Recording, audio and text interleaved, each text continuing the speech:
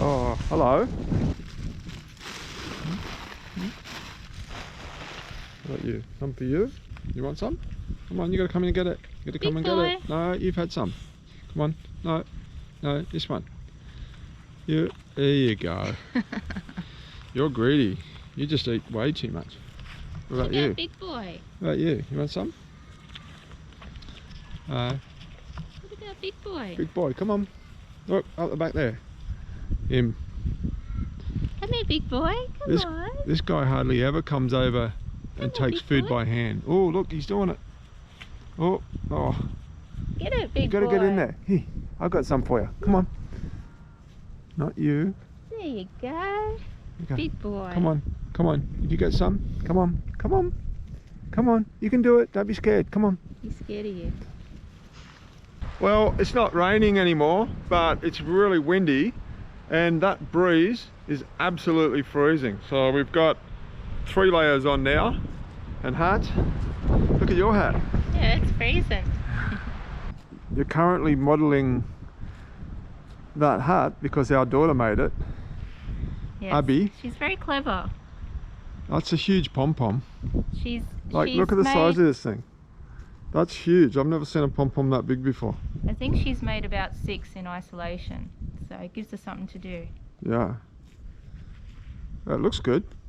So I got a call this morning from a lady from a government department checking up to see that we were still in isolation, and I said, yeah, we've been here.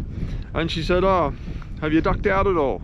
I'm like, no, why would I duck out? And she goes, you'd be surprised how many people have actually admitted to doing that. But no, we're still here, we haven't gone anywhere. Today and tomorrow to go, and then after that we're free to go out for the basic or the essential reasons. Probably the only reason will be to go to the post office and go to the shop for food. So that's it. That breeze is cutting through me. You probably can't even hear me over that wind.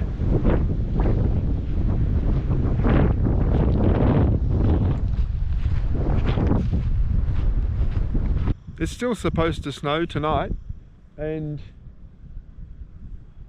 they look like snow clouds building up over the mountains.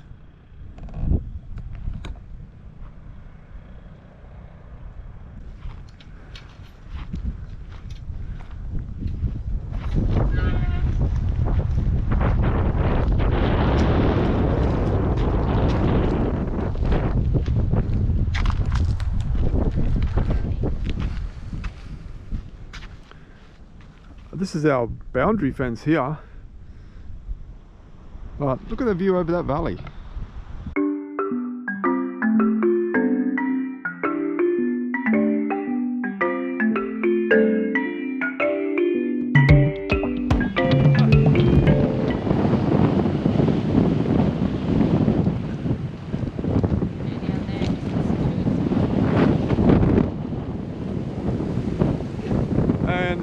This is our bottom paddock here. That one with the boulders and trees over there, that's our paddock. And our side fence runs right down over the back of there. Maxie loves running around in the paddocks. Don't you, Max? Come on, Max, come on, come on, come on. Good boy, good boy, good boy. And sheep shelter over here.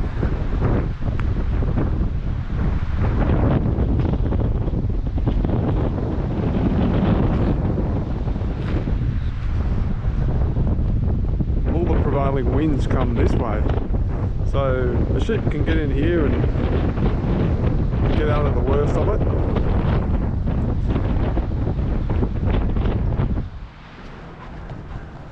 I could probably vlog from in here. Ah, that breeze, look.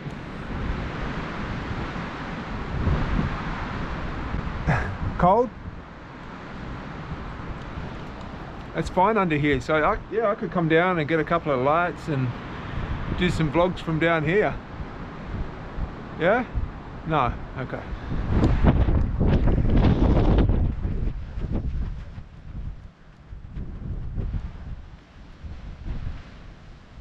And this is our front paddock. Our boundary runs down alongside the road and then back along here, and it's a little bit more protected from the wind here.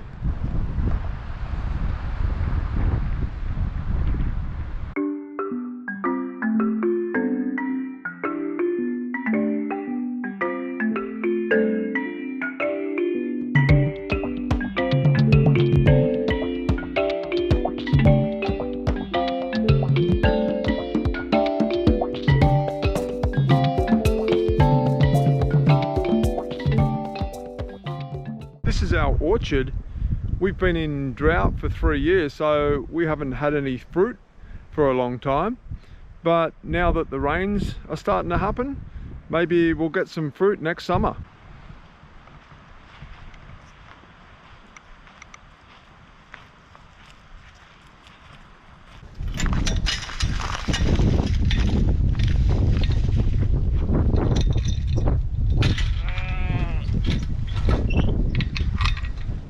Well, I reckon that's enough exercise for one day.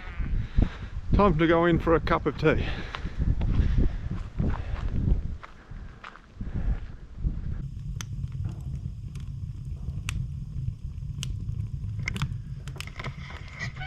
Well, that's our first fire for the season. There's no point in being cold. Today I'd like to talk about a couple of topics.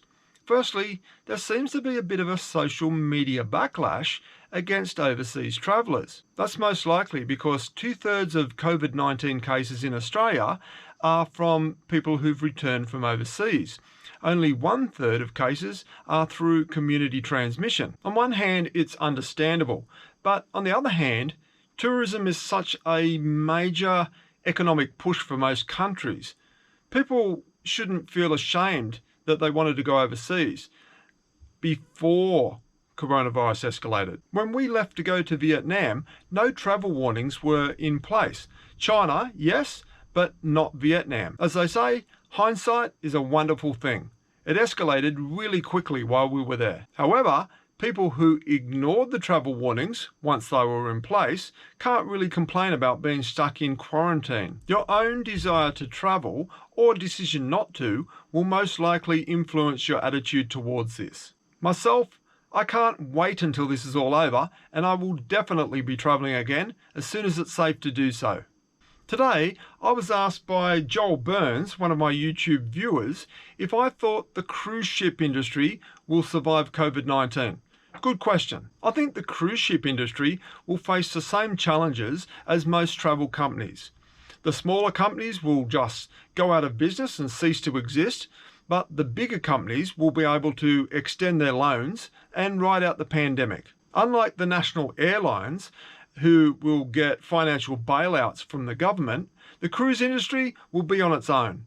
But cruising is big business, so I think they'll survive. It might take a while before they make profit again, but they will eventually. In Australia, a lot of people who have COVID-19 were on cruise ships. So cruise ships seem to be considered a hotbed for coronavirus. In fact, 3 out of the 4 people that died in Australia in the last 24 hours from coronavirus, they were on cruise ships. I've seen posts on Facebook asking if people would ever go on a cruise ship again. Some answers are absolutely, while some are hell no, but most people seem to be saying no. It's a very sensitive topic at the moment because people are scared. They're scared of catching the virus themselves and they're scared for their families. But once a vaccine's developed, I think things will slowly go back to normal. It's going to take time to get over this crisis. Personally, when things recover, I'd love to go on a cruise again, and I think there's going to be some bargains to be had. For anyone that doesn't want to go on a cruise or travel overseas, governments will be encouraging travel within your own country. That's going to help the economy to recover. And I definitely will consider that for our next holiday when the time comes. Okay, that's all I've got today. I'll leave you with the stats. Tomorrow is our last day of compulsory self-isolation, so I'll see you then.